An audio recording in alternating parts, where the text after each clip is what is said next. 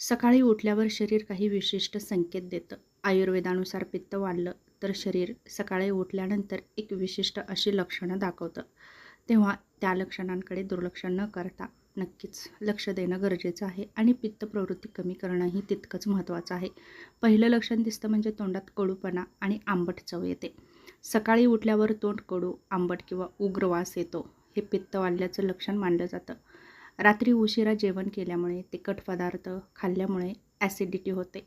छातीत आणि घशात जळजळ होते.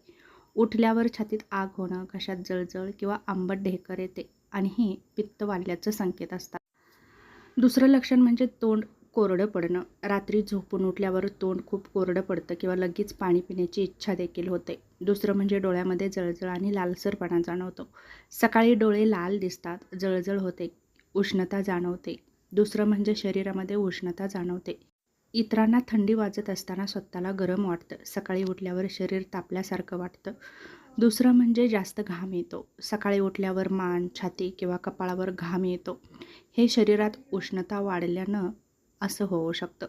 दुसरं म्हणजे डोकं जड वाटतं किंवा हलकी डोकेदुखी. पित्त वाढल्यावर काही लोकांना सकाळी डोकं जड वाटतं, कपाळाच्या भागात दुखू शकतं, चिडचिड, राग येते. सकाळी उठल्यापासूनच चिडचिड, अस्वस्थता किंवा लवकर राग येतो.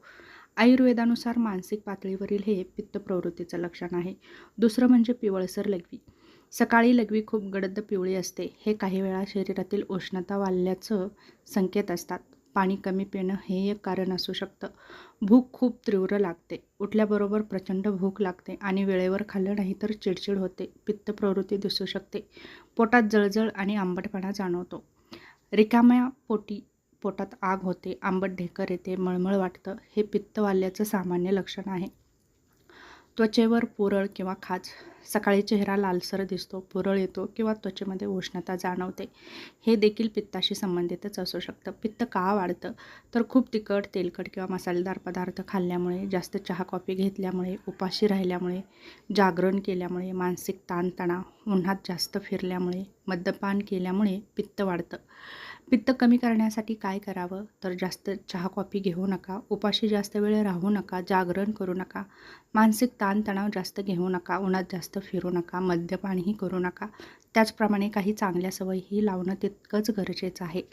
जसं की सकाळी उठल्याबरोबर कोमट पाणी प्या किंवा साधं पाणी प्या. नारळ पाणी, ताक, ककडी, आवळा यांचा आहारामध्ये समावेश करा. तिखट, आंबट, तेलकट पदार्थ कमी करा. जागरण कमी करा. पुरेशी झोप घ्या. योग, प्राणायाम करा. जर जळजळ खूप वाढली असेल, उलट्या होत असतील, वजन झपाट्यानं कमी होत असेल, तीव्र पोटदुखी असेल तर नक्कीच डॉक्टरांचा सल्ला घ्या आणि योग्य ते उपचार नक्कीच करून घ्या. अन्यथा पोटामध्ये बिघाड होऊन इतर आजार उद्भवू शकतात.